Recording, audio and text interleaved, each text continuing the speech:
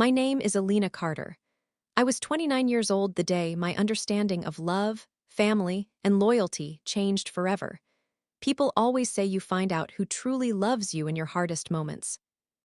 What they don't tell you is how quiet that realization feels when it happens. No explosion, no dramatic confrontation, just a slow, hollow silence where something important used to live. It was a gray November morning when everything started to fall apart. I remember because I had been standing in my kitchen, barefoot, holding a cup of coffee I wasn't supposed to be drinking. 32 weeks pregnant, exhausted, and already counting down the days until maternity leave.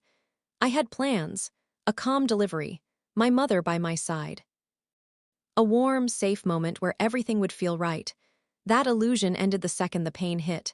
It wasn't normal pain, it wasn't discomfort, it was sharp, sudden, deep. The kind of pain that doesn't ask questions, it tells you something is wrong. I grabbed the edge of the counter, trying to steady myself as another wave hit, stronger this time.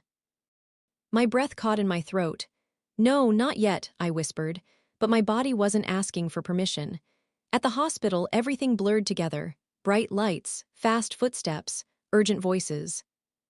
32 weeks. Contractions are strong. We need to monitor the baby. I remember gripping the bedrail, my heart racing faster than the machines could track. And in the middle of all that chaos, one thought kept repeating: call Mom.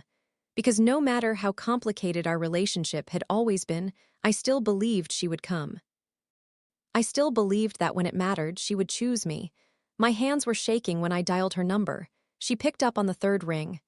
"Elena." "I'm getting ready, make it quick, honey." Her tone was distracted, busy. I ignored it. "Mom," I said, my voice trembling, "I'm in labor." Silence. "Then what do you mean labor?" "It's early," I said. "They think the baby's coming, I need you here." There was a pause, not the kind filled with concern, the kind filled with calculation.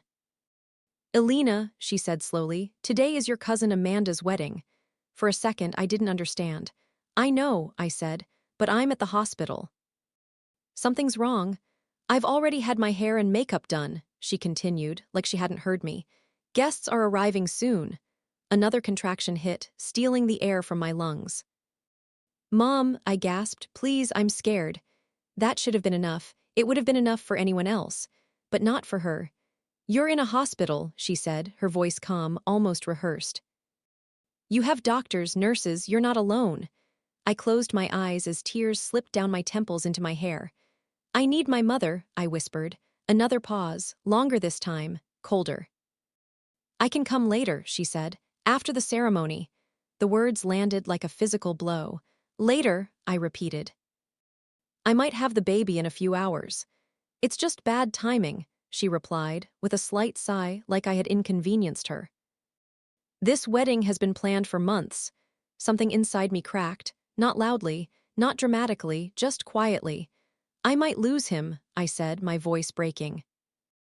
And for a moment, just a moment, I thought that would reach her, that it would cut through everything else, that it would matter, but it didn't.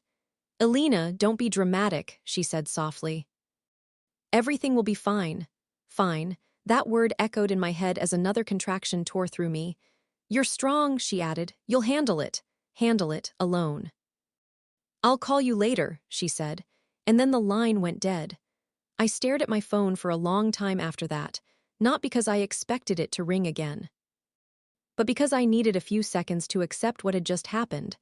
The nurse beside me touched my arm gently. "Do you want me to call someone else?" she asked. I swallowed hard. There was no one else. The baby's father had left months ago when I told him I was pregnant.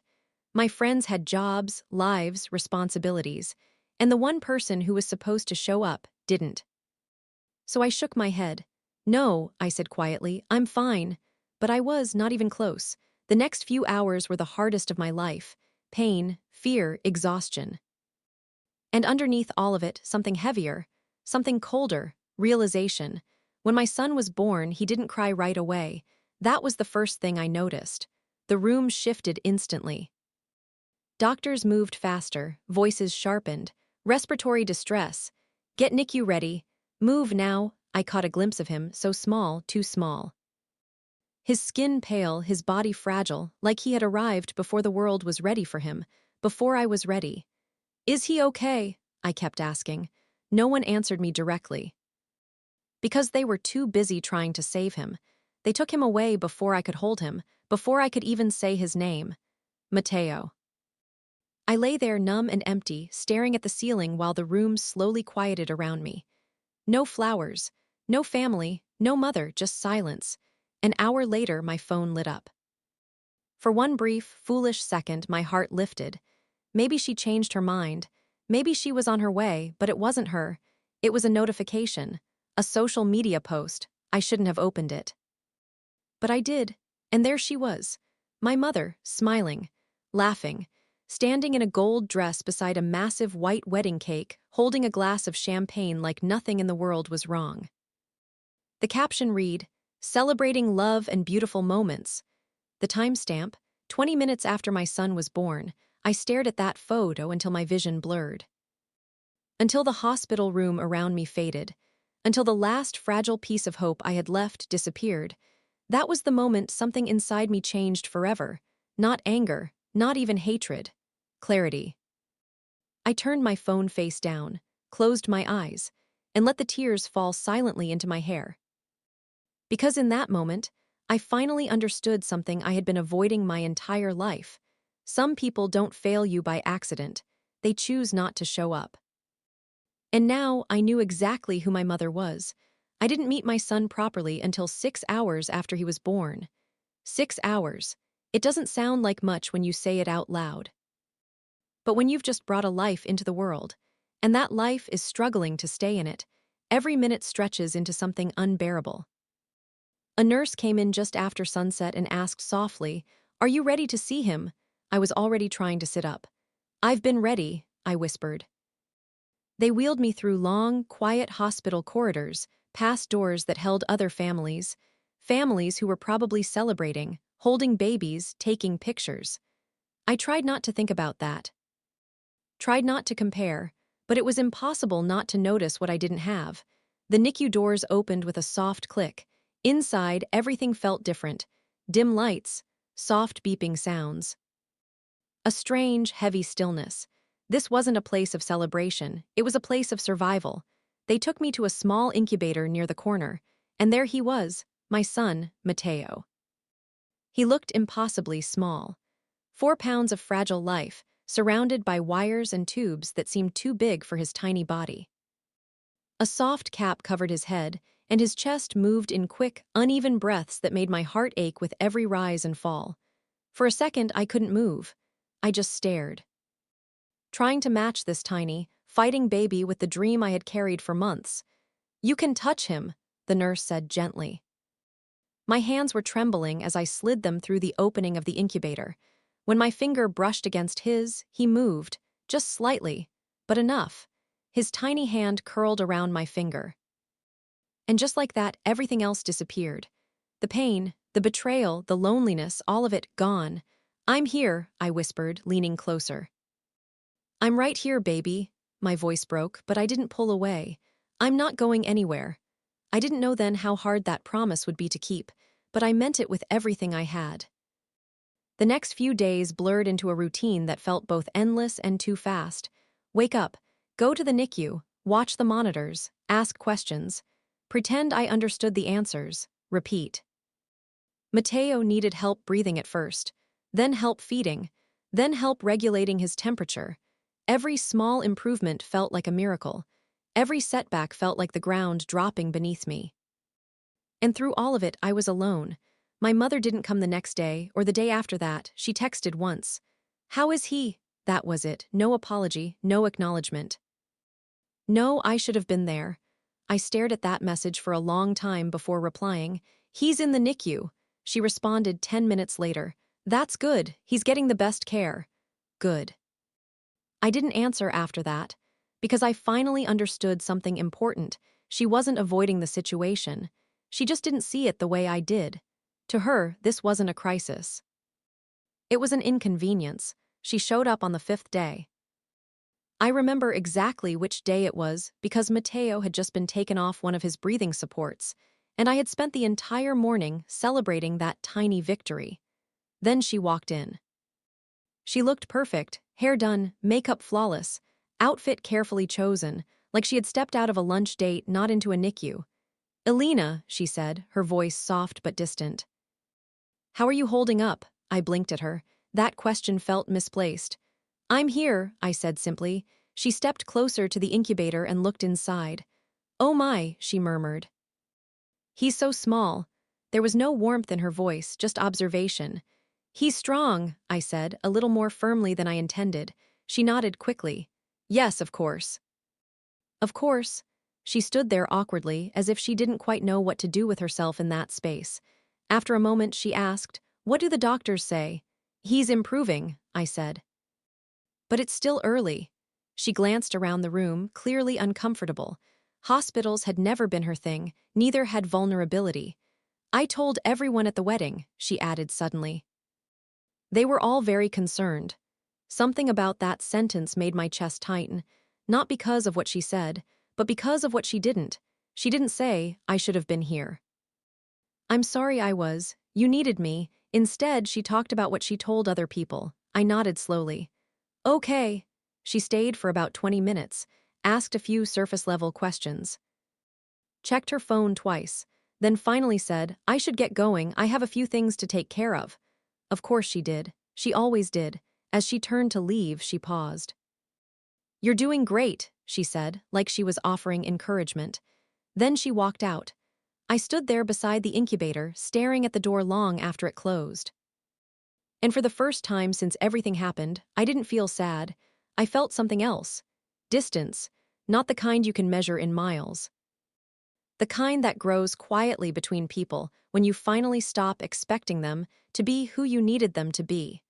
One of the nurses came over and handed me a cup of coffee. "You okay?" she asked gently. I looked down at Matteo, his tiny chest rising and falling steadily. Then I nodded. "Yeah," I said, and for the first time I actually meant it. Because something had shifted. I was still exhausted, still scared, still alone, but I was no longer waiting for her, and that changed everything. Matteo stayed in the NICU for 12 days. 12 days of living in between hope and fear. 12 days of learning how fragile life really is, and how strong you're forced to become when you don't have a choice. By the time the doctors finally said, "He's ready to go home," I thought I would feel nothing but relief, and I did, but underneath that relief it was something else. Fear. Because inside the hospital, Matteo had a team, machines, nurses, doctors who knew exactly what to do if something went wrong. At home, he would only have me. The nurse helped me place him into the car seat, adjusting the straps carefully around his tiny body. "He's stronger than he looks," she said with a warm smile. I nodded even though my hands were shaking. "I know, but strength doesn't make things less scary, it just makes them possible." When we walked out of the hospital, no one was waiting, no balloons. No photos, no family standing by the entrance, ready to welcome him into the world, just me, and my son. The automatic doors slid open and the cold air hit my face. For a second, I just stood there. Because the world outside looked normal, people walking, cars passing, life moving forward like nothing had happened, but everything had happened, to me. I carried Matteo to the car, placed him gently in the back seat, and sat behind the wheel. And then I didn't move. I just sat there, hands gripping the steering wheel, staring ahead. Behind me, he made a small sound, a soft, fragile noise, and something inside my chest tightened. "I've got you," I whispered. "I don't know how yet, but I've got you." That was the truth. I didn't have a plan, I didn't have support, I didn't even have enough sleep to think clearly. But I had him, and that was enough to keep going. The first night at home was the hardest. Not because of the crying, not because of the feeding schedule, but because of the silence. Hospitals are loud in their own way, machines, voices, footsteps, constant movement. Home was quiet. Too quiet. Every sound Matteo made felt amplified. Every pause in his breathing felt too long. Every movement made my heart race. I barely slept. I sat beside his crib most of the night, watching his chest rise and fall, counting seconds without realizing I was doing it. I checked on him so many times that I lost track. Because when you've seen your child struggle to breathe, you don't take normal breaths for granted anymore. The days that followed blurred together. Feed, burp, change, watch, repeat. I learned quickly how to hold him just right, how to notice the smallest changes in his breathing, how to function on almost no sleep. And slowly, he started to grow stronger. But something else was happening at the same time, something quieter. I stopped checking my phone, stopped waiting for messages, stopped expecting my mother to suddenly become the person I needed. Because she didn't. She called once about a week after we got home. "How's the baby?" she asked. Not "how are you," not "do you need anything," just the baby. "He's okay," I said. "That's good," she replied. "Make sure you're getting rest." I almost laughed. Rest. "I'll try," I said. We hung up a minute later, and that was it. No visit, no offer to help. No acknowledgement of everything that had happened. And for the first time, I didn't feel hurt. I felt done, not angry, not emotional, just clear. Because there's a moment when disappointment stops being painful and starts becoming predictable. And once it's predictable, it loses its power over you. The first real breaking point came 3 months later. Mateo had been fussy all day, crying more than usual, not sleeping, refusing to settle. I had tried everything: feeding, rocking, walking. Singing, nothing worked. By midnight, I was exhausted, physically, mentally, emotionally. I sat on the floor of the living room, holding him close as he cried against my chest. And for the first time, I felt like I might break, not because of him, but because of everything. "I can't do this," I whispered. And the second the words left my mouth, guilt hit me like a wave. Because I could do it, I had been doing it, alone, but that didn't mean it wasn't hard. Tears slipped down my face as I held him tighter. "I'm trying," I whispered. "I'm really trying." He didn't understand my words, but slowly his crying softened. His tiny body relaxed against mine, and in that quiet moment, something changed again, not in a dramatic way. Not in a way anyone else would notice. But inside me, a decision formed. I wasn't going to wait anymore. Not for help, not for support, not for love that came with conditions. I was done hoping people would show up. If they wanted to be in our lives, they would have to earn it. And if they did, then Mateo and I would be just fine without them. That night didn't break me. It rebuilt me. Stronger, clearer, unreachable in a way I had never been before. Because when you survive your hardest moments alone, you stop fearing what happens if no one comes to save you. You already know the answer. You save yourself. And from that moment on, that's exactly what I did. The first year of Mateo's life didn't feel like a year. It felt like survival measured in small victories. The first time he finished a full bottle without struggling. The first night he slept longer than 3 hours. The first time he smiled, really smiled, and I felt something inside me soften in a way I didn't think was possible anymore. People talk about motherhood like it's magical, and sometimes it is. But no one talks enough about what it takes to get there when you're doing it alone. I went back to work earlier than I should have, not because I was ready, but because I didn't have a choice. Bills don't wait. Rent doesn't care how tired you are. Life keeps moving whether you're keeping up or not.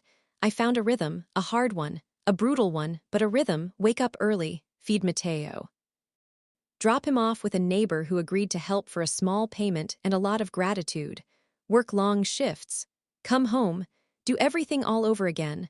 I learned how to function on empty. How to smile when I felt like collapsing. How to carry exhaustion like it was just another part of me. And slowly, I got stronger. Not in a way people could see, but in the way I stopped needing things I once thought I couldn't live without. My mother stayed exactly the same. Occasional calls, short conversations, surface-level concern. "How's the baby? You back at work yet? You sound tired, you should take care of yourself." Never once, "I'm sorry." At first I noticed, then I stopped expecting it. And when you stop expecting something, it stops disappointing you. Mateo's first birthday came faster than I expected. I had imagined that day so many times during my pregnancy. A house full of people, laughter, family, photos. Instead, it was just us. I bought a small cake, vanilla with soft blue frosting, nothing fancy, just enough. I placed a single candle in the center and lit it carefully. Matteo sat in his high chair, staring at the flame like it was the most fascinating thing he had ever seen. I smiled, a real one. "Happy birthday, baby," I whispered. He didn't understand the words, but he laughed when I sang, clapped his tiny hands. Smeared frosting across his face like he had just discovered happiness for the first time. And in that moment, I realized something important. He didn't feel like he was missing anything. Because to him, he had me, consistency, love, presence, the things that actually matter. Still, a small part of me waited, all day, for a call, a message, something from her. It never came, not in the morning, not in the afternoon, not even at night. Around 9 p.m. I checked my phone, not because I expected anything anymore, but out of habit. That's when I saw it, a post. My mother smiling again, this time at a dinner party. Perfect lighting, perfect outfit, perfect moment.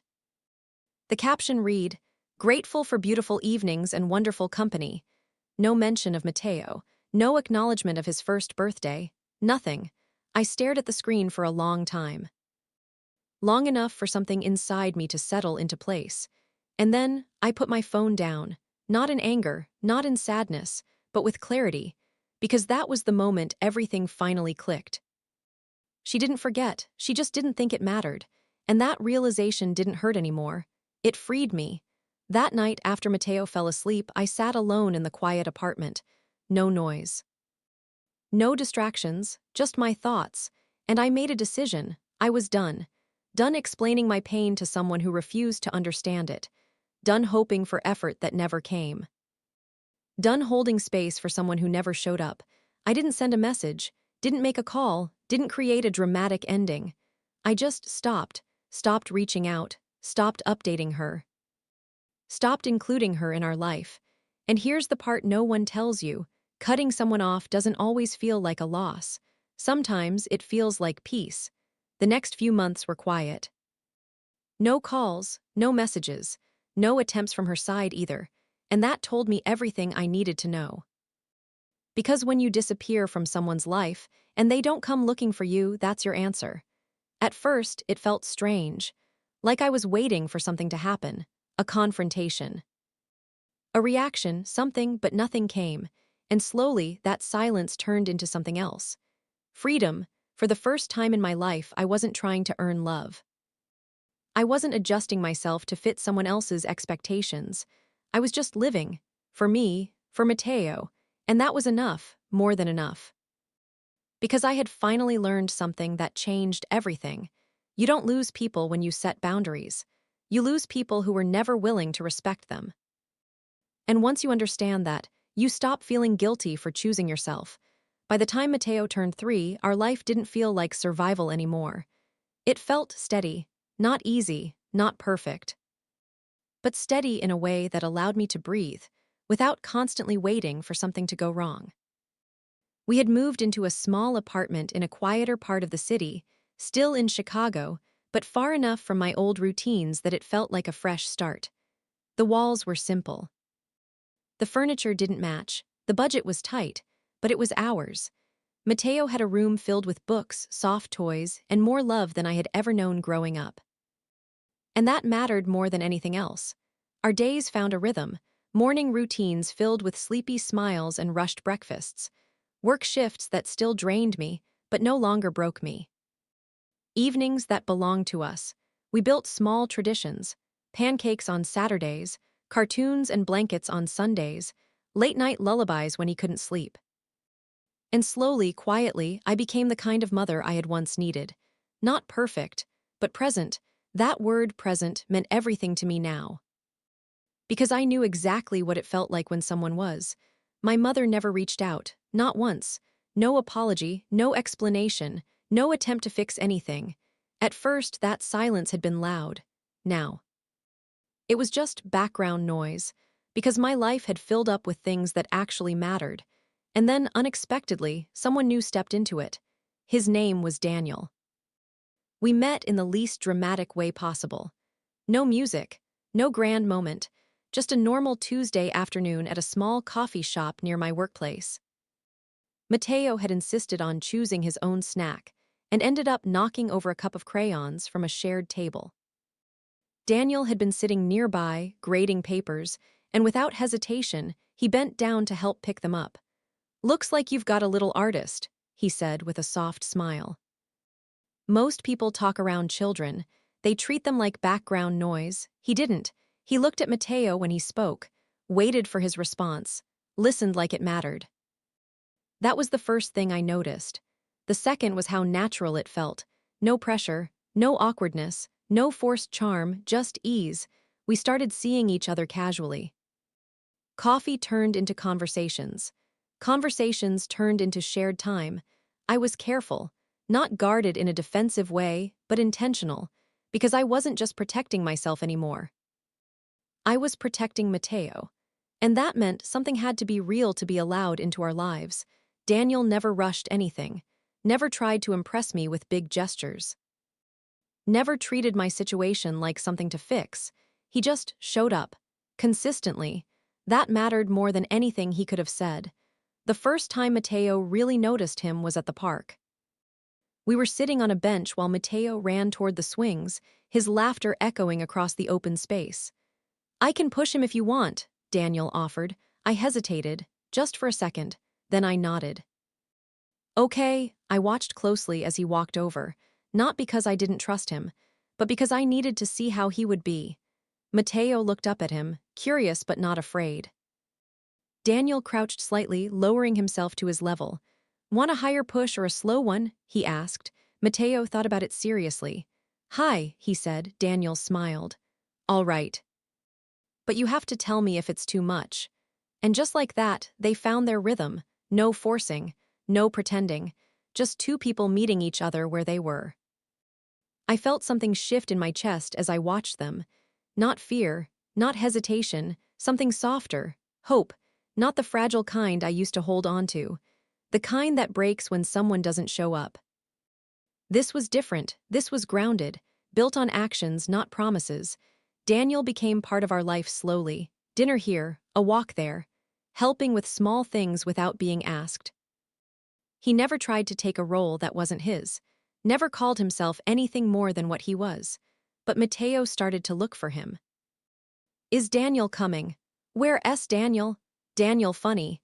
And every time I heard those words, I paid attention, because children don't fake connection, they don't perform emotions. They feel what's real. One evening, after a long shift, I came home to find Daniel sitting on the floor with Mateo, building a tower out of blocks. Mateo was laughing so hard he could barely stack them properly. Daniel pretended to be overly serious, carefully placing each piece like it was the most important job in the world. I stood there in the doorway for a moment, unnoticed, watching, and something inside me ached, but not in a painful way, in a healing way. Because for the first time, Mateo was experiencing something I never had as a child. Consistency from someone who didn't have to give it. Daniel looked up and saw me. "Hey," he said softly. "Long day," I nodded, but I was smiling. "Yeah," I said, "but a good one." And for the first time in a long time, I meant that without hesitation. Life wasn't perfect, but it was real. And more importantly, it was ours. What I didn't know then was that just as everything finally felt stable, the past was about to come back. And this time, I wasn't the same person it had left behind. It was a quiet Sunday afternoon when my past finally found its way back to my door.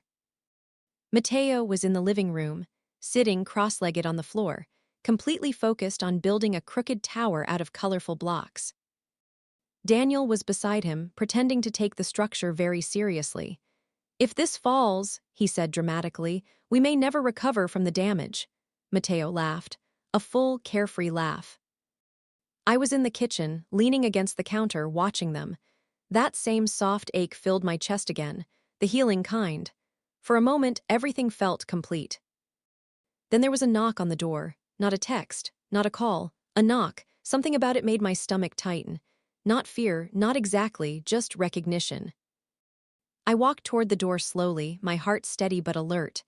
And when I opened it, there she was, my mother, For a second, time didn't move.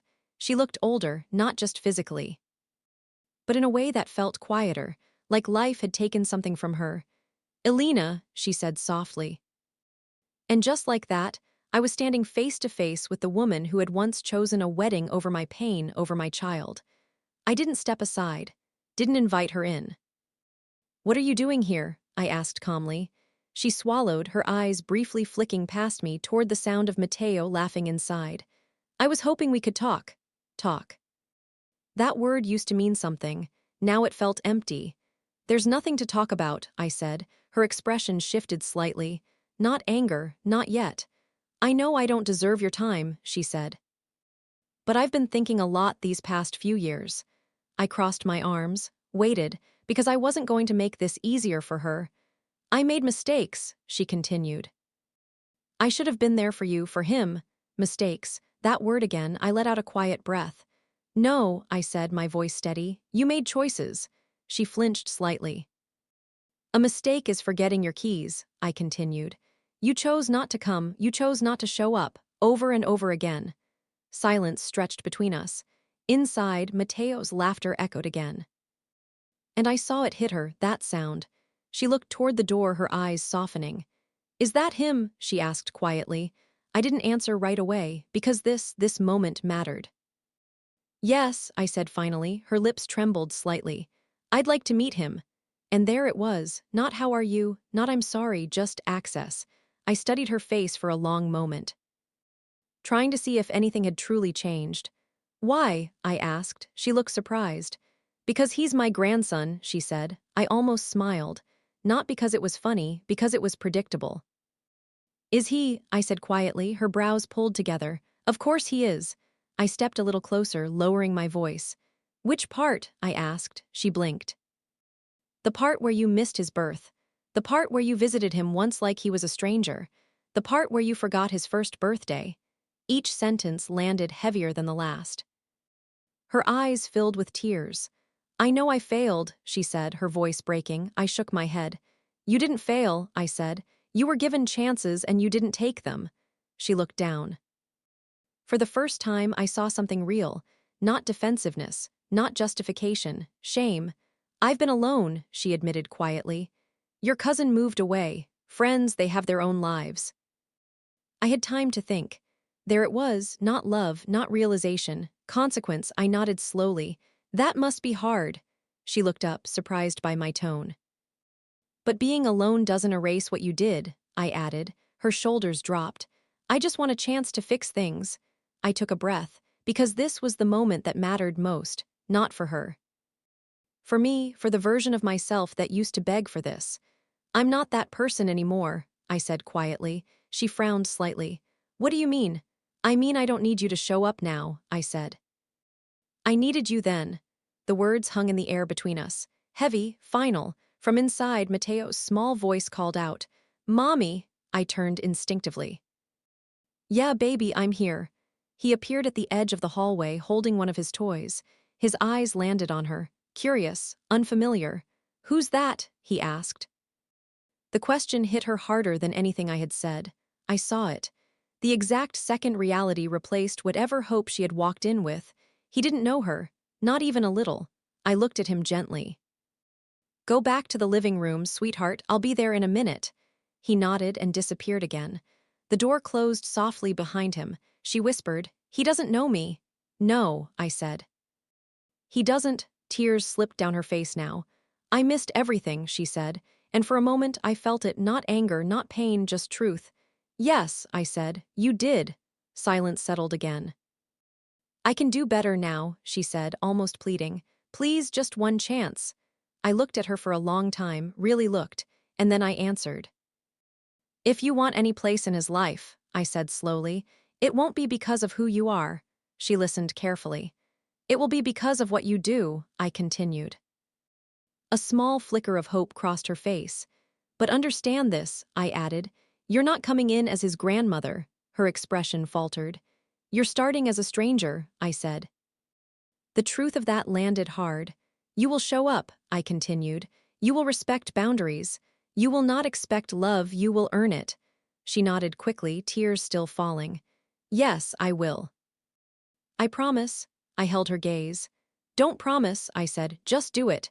Because I had learned something important. Words are easy, presence is not. I stepped back slightly, not inviting her in. Not closing the door either, just leaving the space open. For now, I said, that's all there is. She nodded, understanding more than I needed her to say, then she turned and walked away. I closed the door gently, not in anger, not in revenge, but with something far more powerful, control. I leaned against the wall for a moment, letting out a slow breath. Then I walked back into the living room. Mateo looked up immediately. Mommy, look, he said, pointing at the tower. Daniel smiled at me. You okay? He asked quietly. I nodded. Yeah, I said. And I meant it, because for the first time in my life, I wasn't waiting to be chosen. I had already chosen myself, and more importantly, I had chosen him. Final message: some people think family is automatic. It's not. Family is built in the moments when it's hardest to show up. And when someone chooses not to, they don't just miss a moment. They lose a place in your life. And sometimes, the strongest thing you can do is let them.